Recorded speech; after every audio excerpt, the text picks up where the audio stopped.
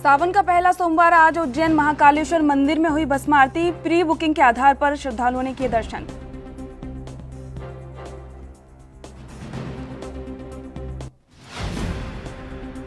मध्य प्रदेश में उपचुनाव से पहले वोटरों को साधने में लगी बीजेपी। गृह मंत्री नरोत्तम मिश्रा एक बार फिर पहुंचे ग्वालियर, अपने समर्थकों से की मुलाकात।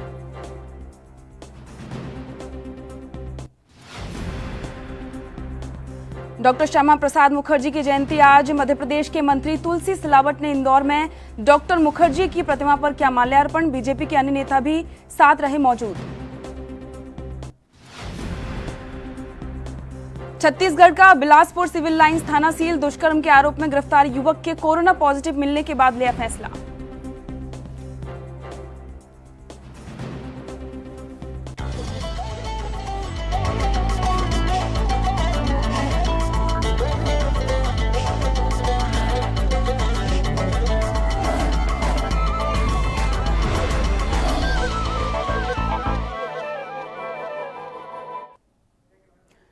नमस्कार, आप देख रहे हैं हमारा खास प्रोग्राम मध्य प्रदेश और छत्तीसगढ़। आपके साथ में हूं पूजा परमार। मध्य प्रदेश में उपचुनाव से पहले बीजेपी वोटरों को साधने में जुटी है और रणनीति बना रही है। वहीं इसी क्रम में प्रदेश के गृह मंत्री नरोत्तम मिश्रा एक बार फिर ग्वालियर पहुंचे। यहां उन्होंने पूर्व विधायक रमेश अग्रवाल से उनके राम मंदिर स्थित निवास पर मुलाकात की। साथ ही उनसे एकांत में चर्चा भी की, जिसके बाद वो अपने समर्थकों से मिले और उनको संबोधित किया। दरअसल ग्वालियर विधानसभा क्षेत्र में उपचुनाव को लेकर गृह मंत्री की मुलाकात को महत्वपूर्ण माना जा रहा है।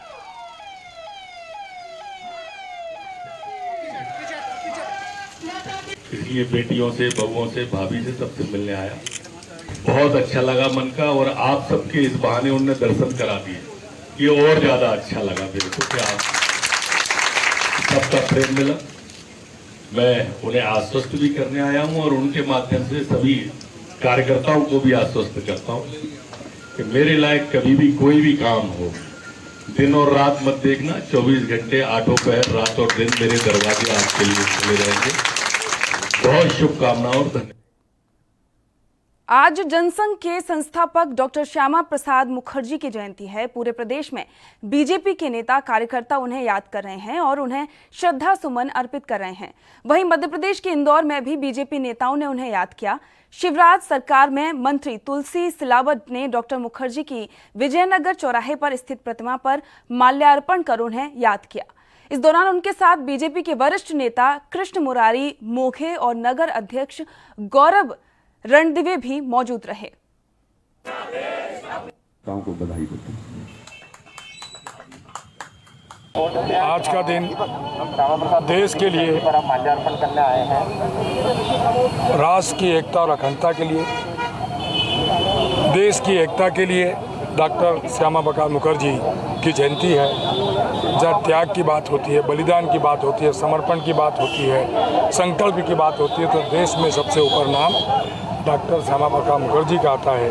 ऐसे व्यक्ति की जयंती पर मैं उनके चरणों में नमन करता हूं और उनके बताए हुए रास्ते पर हमें संयमित के साथ, समन्वय के साथ, सामंजस्य के साथ आगे बढ़ना चाहिए। मैं फिर से इस जयंती पर बहुत बहुत बधाई और शुभकामनाएं। आज डॉक्टर श्यामा प्रसाद मुखर्जी की जन्म जयंती थी। हम सब भारतीय जनता पार्टी के कार्यकर्ताओं ने माल्यार्पण किया और स्वतंत्र भारत में देश की अखंडता के लिए अगर किसी ने बलिदान दिया है तो डॉक्टर श्यामा प्रसाद मुखर्जी ने दिया है। और उस बलिदान को सही मायने में अगर आज श्रद्धांजलि मिली है तो माननीय प्रधानमंत्री नरेंद्र मोदी जी और अमित शाह जी के नेतृत्व में 370 धारा 35 से हटा के मिली है। एक देश में दो निशान, दो विधान, दो प्रधान नहीं चलेंगे, इस नारे को लेकर चरितार्थ करने का काम अगर किसी ने किया है तो doctor Shyama Prasad Mukherjee. MP board 10वीं की परीक्षाओं के परिणाम बीते शनिवार को जारी हुए, जिसमें 62.84% स्टूडेंट्स पास हुए। पिछली बार के मुकाबले स्टूडेंट ने इस बार अच्छा प्रदर्शन किया। वहीं छात्रों के अच्छे प्रदर्शन को लेकर पूर्व मंत्री पीसी शर्मा ने पूर्ववर्ती कमलनाथ सरकार की नीतियों की तारीफ की। 67% से ज़्यादा विद्यार्थी 10th की बोर्ड परीक्षा में उत्तीर्ण हुए और भोपाल की एक बिटिया वो भी एक छोटे से स्कूल रीमा स्कूल सेमरा, एक मिश्रा परिवार की बच्ची, उसने 100 में से 100 अंक लिए। और ये सब निश्चित तौर पर जो शिक्षा में सुधार किया, मुख्यमंत्री का पूरा ध्यान था उस पर। जो पूर्व मंत्री थे शिक्षा के चौधरी जी, उनको कोरिया भेजा था 2 बार। जो पूरा शिक्षा विभाग वो कोरिया गया था। कोरिया इस समय दुनिया का स्कूलिंग के मामले में बेस्ट है पूरे वर्ल्ड में। वहाँ भेजा था, उसका 67% रिजल्ट आए हैं। मैं सभी विद्यार्थियों को और स्कूल को और उनके शिक्षकों को बधाई देना चाहता हूँ। कमलनाथ जी को बधाई देना चाहता हूँ खास तौर पे कि उनने जो सेटअप बदला कि शिक्षा सबको मिले और बेहतर से बेहतर शिक्षा कैसे मिले और सरकारी स्कूलों में कैसे मिले, इस सब चीज़ों पे उन्होंने ध्यान दिया था। और जो हमारे राज्यसभा मेंबर हैं तनखा जी, उनने तो करीब 10 बच्चों को लैपटॉप देने की बात भी कही है। और ये सब चीज़ें और ज़्यादा से ज़्यादा कांग्रेस पार्टी करेगी। और ये शिक्षा का बड़ा दुख है कि जब से बीजेपी की सरकार आई है, स्कूल कॉलेज सब बंद हैं और बच्चे स्कूल जाने की स्थिति में नहीं है। जो कोरोना काल आया है, ये कैसे जल्दी से जल्दी ठीक हो, इस पर सरकार को ध्यान देना चाहिए। सावन का महीना आज से शुरू हो गया है और सावन में शिव भक्ति और आराधना का विशेष महत्व है। ऐसे में सावन के पहले दिन और पहले सोमवार के विशेष संयोग पर विश्व प्रसिद्ध उज्जैन के महाकालेश्वर मंदिर में तड़के बिना श्रद्धालुओं के भस्मारती हुई। आरती में केवल मंदिर के पुजारी ही शामिल हुए। हालांकि आरती पूरे विधि विधान के साथ की गई। प्री बुकिंग के आधार पर श्रद्धालुओं को आरती के बाद दर्शन करने की अनुमति दी गई। हर साल सावन माह में देश विदेश से लाखों श्रद्धालु बाबा के दरबार में पहुंचते हैं, लेकिन इस बार कोरोना के चलते बाबा का दरबार सूना दिखाई दिया।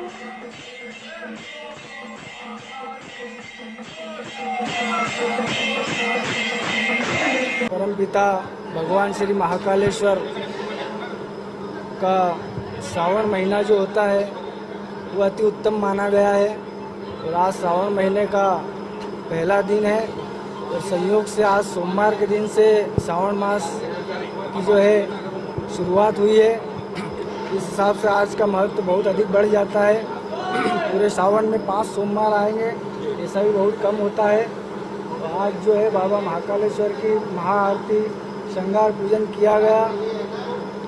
जो वैश्विक महामारी कोरोना जो विश्व में पैर पसार चुकी है बहुत ज़्यादा, भगवान से यही प्रार्थना की है कि उससे जल्द से जल्द उससे निवारण हो।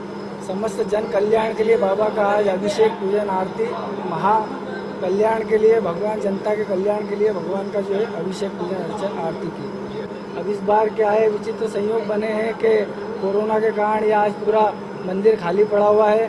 फिर भी हम लोगों ने समस्त जनता की ओर से भगवान महाकालेश्वर प्रार्थना की है कि भगवान महाप्रभु जल्दी से जल्दी इस वायरस को, इस बीमारी को इस संसार से मुक्त करे और सब जन कल्याण का जो है कल्याण, जनता जनार्दन का कल्याण करे। जय श्री माता। आज सावन का पहला सोमवार है और सभी शिव भक्त शिव मंदिरों में जाकर पूजा अर्चना कर रहे हैं। हालांकि कोरोना महामारी के चलते एक बार में निश्चित संख्या में ही भक्तों को दर्शन की अनुमति दी जा रही है। वहीं मध्य प्रदेश के मंदसौर में भी पशुपतिनाथ मंदिर में भक्त भगवान के दर्शन करने पहुंचे। कोरोना के चलते शिव भक्तों को गर्भगृह के प्रवेश की अनुमति नहीं दी गई।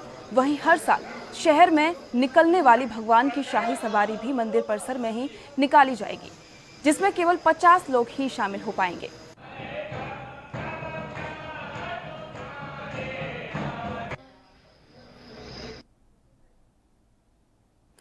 छत्तीसगढ़ के बलौदाबाजार जिला के बिलाईगढ़ इलाके में सावन के पहले सोमवार को शिवजी के भक्तों में श्रद्धा देखने को मिली।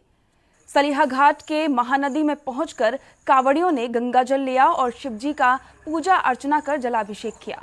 हालांकि कोरोना महामारी के चलते श्रद्धालु कांवड़ यात्रा नहीं कर पाए। वहीं श्रद्धालुओं ने बताया कि इस वर्ष कोविड-19 के चलते श्रद्धालु बहुत ही कम हैं।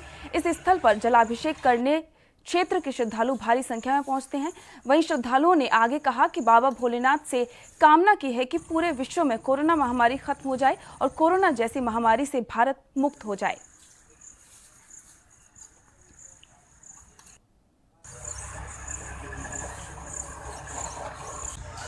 आज सावन सोमवार का है, मैंने सावन का पहला सोमवार है और कोविड-19 के चलते इस वर्ष बहुत कम संख्या में आए हैं लोग। पिछले साल और अन्य वर्षों के भांति 150-200 के तादाद में आते थे। इस वर्ष बहुत कम लोग आए हैं। कहाँ से आए हैं? भटगांव से हैं, सलोनी कला है, गिरवानी है, चिचोली है, सलिया घाट है।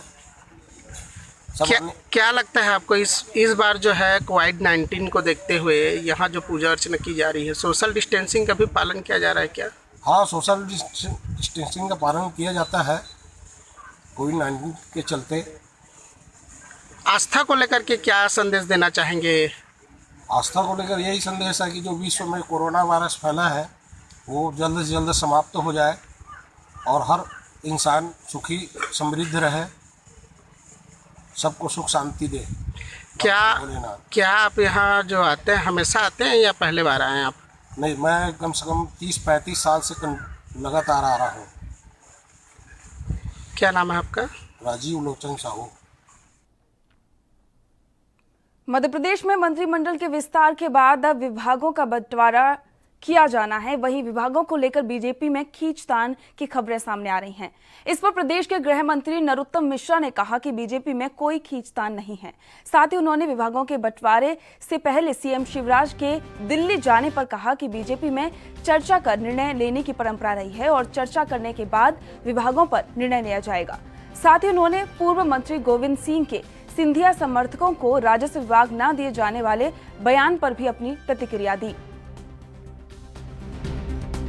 इसलिए कल्पनाओं में अपन गढ़ लेते हैं, इससे भी ज़्यादा समय तक विभाग पर परस्पर बातचीत होती है और इससे भी पहले दिल्ली जाते हैं तो इसकी पहले सबसे चर्चा की जाती है। सबसे चर्चा करने की परंपरा है। ये भारतीय जनता पार्टी है, इसमें कोई व्यक्ति प्रधान पार्टी नहीं है, न ही किसी परिवार प्रधान पार्टी है। ये कार्यकर्ताओं की पार्टी है, सबको साथ लेकर चलने की परंपरा है, उसी का निर्वहन किया जा रहा है। सर, मंत्रिमंडल विस्तार में 3 दिन लोग चुके हैं, लेकिन अब कब तक विभाग मिल जाएंगे? ये प्रिविलेज है मुख्यमंत्री जी का, वो स्वयं बता रहे हैं। सर, कल पूर्व मंत्री डॉक्टर गोविंद सिंह वो आरोप लगा रहे थे कि जो सिंधिया समर्थन उनको मलाईदार विभाग देने की, खासकर राजस्व जो विभाग है। अच्छा, गोविंद सिंह जी जब खुद मंत्री थे तो बेचारे विभाग ले नहीं पाए। अब भारतीय जनता पार्टी में किसको कौन सा विभाग मिले ये तय कर रहे हैं। वो अपनी पार्टी में अपना विभाग तय नहीं करा पाए। सिंधिया पर आरोप लगाया कि ग्वालियर चंबल में सबका तो जमीन में सबका शासकीय जंगल सबका उनके द्वारा। तो वो उन्हीं के समय में होगा जब वो सहकारिता मंत्री थे, उसी समय की बात कर रहे होंगे सर। उन्होंने एक स्टेटमेंट ये भी दिया है कि सिंधिया समर्थकों को राजस्व संबंधित विभाग न दिए जाएंगे। भारतीय जनता पार्टी में किसको क्या विभाग दिया जाए ये क्या गोविंद सिंह जी तय करेंगे? ये भारतीय जनता पार्टी तय करेगी, माननीय मुख्यमंत्री जी तय करेंगे। इतनी चिंता कांग्रेस के लोग अगर अपनी पार्टी की कर लेते हैं तो आज विपक्ष में काहे को होते? अब वक्त हो गया एक छोटे से ब्रेक का। ब्रेक के बाद जल्द लौटेंगे कुछ और खबरों के साथ।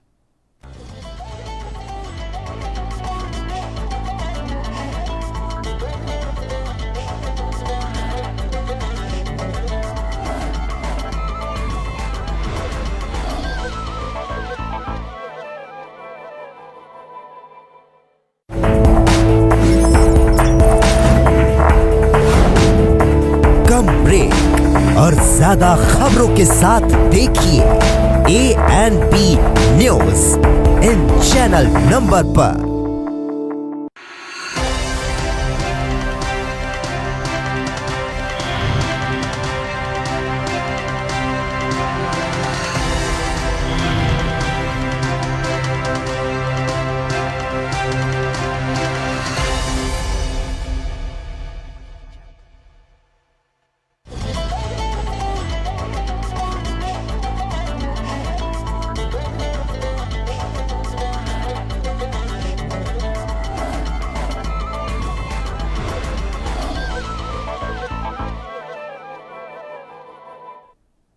ब्रेक के बाद आपका स्वागत है। बढ़ते हैं अगली खबर की ओर।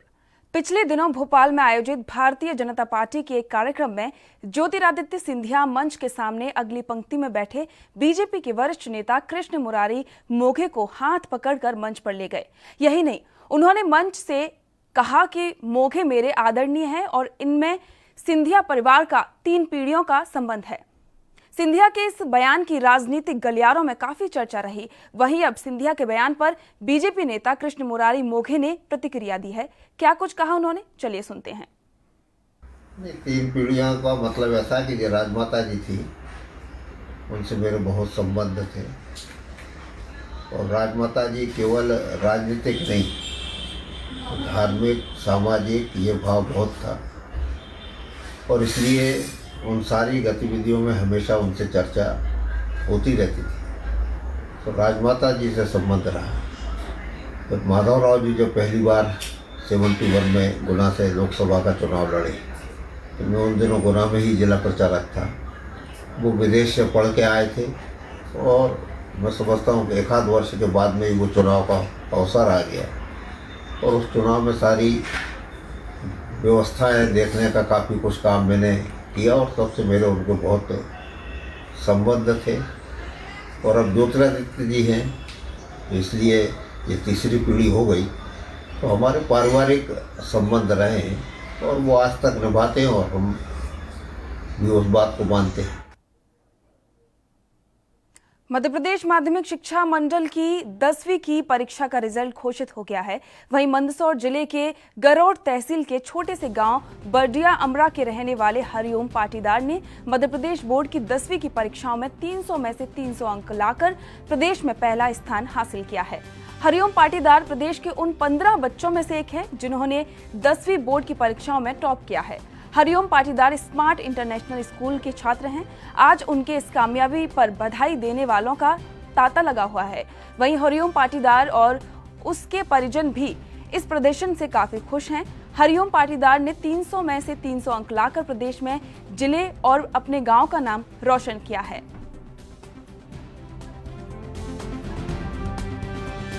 इसके बारे में कुछ बताएंगे आप? जी, पढ़ाई मैंने ज़्यादातर जो कोर्स के सिलेबस की जो बुक्स होती है उससे की है। उसके बाद मैंने अध्ययन और जो परीक्षा बोर्ड रहती है उनसे पढ़ाई की है और मैं प्रतिदिन 5 से 7 घंटे पढ़ाई करता था। इस कामयाबी के पीछे आप श्रेय किसको देना चाहेंगे? इस कामयाबी के पीछे मैं श्रेय अपने माता पिता और अपने स्कूल के जो टीचिंग स्टाफ है उनको देना चाहूँगा। अच्छा, इसका भविष्य तो उज्जवल हो, यही हमारी प्लानिंग है। क्या सोच रखा है इसके बारे में? ये जो चाहे वो।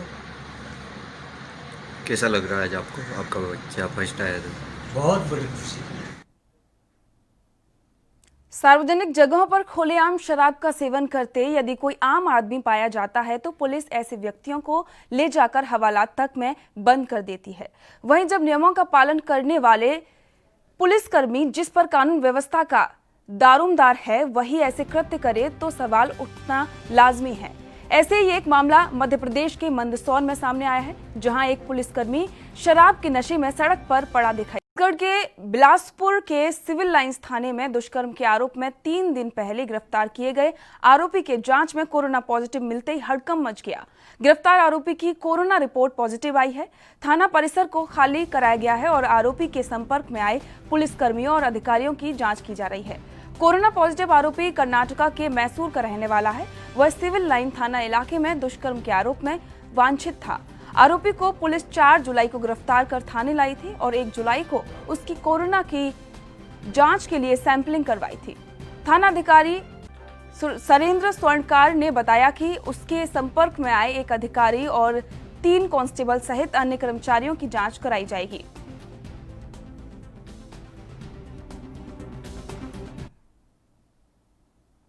छत्तीसगढ़ के जशपुर जिले के एक गांव में सरपंच की दबंगई सिर चढ़कर बोल रही है। दबंगई का आलम यह है कि ग्रामीणों के भारी विरोध के बावजूद वह सरकारी तालाब की जमीन पर बेखौफ होकर मकान का निर्माण कर रहा है। सरपंच की इस दबंगई के खिलाफ ग्रामीण प्रशासन की शरण में जा पहुंचे हैं। मामला जिले के पुराइन बंद ग्राम पंचायत का है। ग्रामीणों ने बताया कि ग्राम पंचायत के तालाब में मेड़ पर सरपंच द्वारा निजी भवन का निर्माण कराया जा रहा है। 2 दिन पहले ग्रामीणों ने इस मामले को लेकर बैठक की थी। बैठक में भवन निर्माण का जोर शोर से विरोध भी हुआ था, लेकिन इस विरोध के बावजूद सरपंच अपनी बात पर अड़ा है और भवन निर्माण का काम रुक नहीं रहा है। वर्तमान सरपंच के द्वारा पुरानबंद तालाब जो कि हमारा देवी देवताओं का खुदा हुआ तालाब है, उसमें मेड़ में ही ज़बरदस्त घर बना रहा है। सरना पूजा में भी सूचना दिया गया था, उसमें भी नहीं माना और ज़बरदस्त बना रहा है। उसके बाद कल महिला पुरुष होकर 150 व्यक्ति मना करने गए थे, उसके बावजूद भी नहीं माना। काम चालू है और जो करना है कर लेना बोलता है और काम को जारी रखा है। जो 150 के बीच में कल या परसों मछली तालाब के पास प्रति सरपंच जी मनमानी घर बना रहा है। अच्छा, तो मनमानी घर बना रहे तो गांव वाले विरोध नहीं कर रहे थे क्या? पूरा गांव वाले विरोध कर 150 के जाके वहाँ पर विरोध कर रहे हैं। पटवारी भी आया था। अच्छा, मतलब फिर भी से अपना सरपंच मनमानी वहाँ पर अपना निजी घर बना रहा है। हाँ, निजी बना रहे हैं। देवी देवता का खुदा है तालाब में, मेड़ में। मध्य प्रदेश के धार में एक कॉटन व्यापारी के मुनीम से लूटमाल का मामला सामने आया है। दरअसल मनावर थाना के अंतर्गत सिघाना के पास मुनीम पैसे लेकर जा रहा था, तभी बाइक पर आए अज्ञात बदमाशों ने मुनीम की आंखों में मिर्ची डालकर उसके पास से लगभग 2,23,000 रुपए लूट लिए और फरार हो गए। जिसके बाद पूरी घटना की जानकारी मुनीम ने पुलिस को दी और मामला दर्ज कराया। फिलहाल पुलिस अज्ञात बदमाशों की तलाश कर रही है।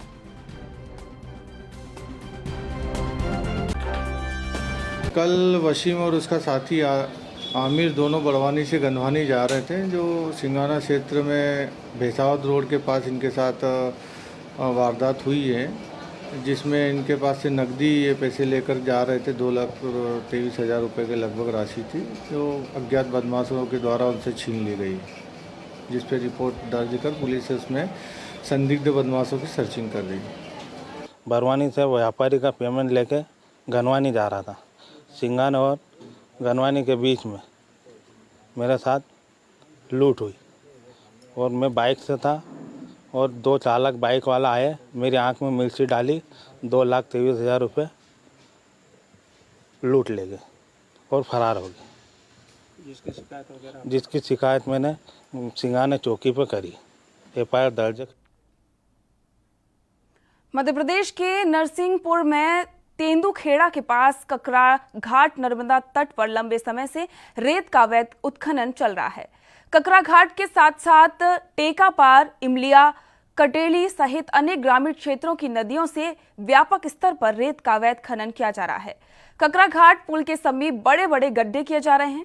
बड़ी बात यहां ये है कि स्थानीय पुलिस और प्रशासनिक अधिकारियों द्वारा यहां रात में लगातार गश्त की जाती है, उसके बाद भी किसी तरह की कोई कार्रवाई नहीं हो रही है। जब अधिकारियों से इस संबंध में बात की गई तो अधिकारी अपनी जिम्मेदारी से पल्ला झाड़ते हुए नजर आए हैं। कहाँ से भर के ला रहे हो? ककरा घाट। ककरा किसकी अनुमति से लेके आ रहे हो? ट्रैक्टर किसका है? देवेंद्र। कौन देवेंद्र? कौन? कुशवा। निवासी कहाँ का हो? ये अभी जो डंपर रोका है, ये कहीं का बता रहे, कहीं से भर के ला रहा है। आप मौके पर हैं, इस पर क्या कार्रवाई होगी? इस पर कोई कार्रवाई नहीं होगी। क्यों नहीं होगी? ले जा, ले जा। हमारे पास जैसे सूचना आती है हम तत्काल उन पर दबिश देते हैं और जैसे ही वो मिलेंगे हम उन पर जो है जो भी वैधानिक कार्रवाई होगी वो वैधानिक कार्रवाई करेंगे। क्योंकि जब भी सूचना आई है गए हैं, ये पकड़ाए नहीं गए हैं। सूचना हमारे पास भी लगातार आई। थाना प्रभारियों को भी मेरे द्वारा निर्देश दिए गए कि अवैध उत्खनन हुआ सत्ता शराब में अधिक से अधिक कार्रवाई करने के वरिष्ठ अधिकारियों के भी निर्देशों में मैंने भी पत्र के माध्यम से निर्देशित किया है और जैसे सूचना आती है हम तत्काल निर्देश देते हैं, पकड़े जाएंगे तो वैधानिक कार्रवाई होगी। लॉकडाउन में भी लंबे समय से उत्खनन चलता रहा है, जाने की कार्रवाई नहीं हुई। इस बीच जो हमारी पुलिस बहुत सारे इधर उधर लगे हुए थे चूंकि पॉइंट और पेट्रोलिंग में, और जैसे सूचना मिली है तत्काल वहां पे दबिश दी गई है। मध्य प्रदेश के रतलाम जिले के जावरा में शादी से कुछ ही घंटे पहले दुल्हन की दर्दनाक हत्या का मामला सामने आया है। शादी समारोह में शामिल होने से पहले मेकअप कराने ब्यूटी पार्लर गई दुल्हन की कथित रूप से गला रेत कर हत्या कर दी गई थी। अब पुलिस ने सीसीटीवी फुटेज के आधार पर रतलाम निवासी दोषी पवन पांचाल को गिरफ्तार किया है, जिसका कहना है कि वो युवती का प्रेमी है और युवती उसे धोखा देकर अन्य जगह शादी कर रही थी। हत्या के दोषी पकड़े गए युवक के साथ एक और व्यक्ति राम यादव भी शामिल था। घटना को अंजाम देकर दोनों युवक फरार हो गए, जिन्हें राजस्थान सीमा से गिरफ्तार किया गया है। सीसीटीवी कैमरे की मदद से पुलिस को आरोपी का पता चला था। आरोपी रतलाम में दुल्हन के रिश्तेदार का पड़ोसी है।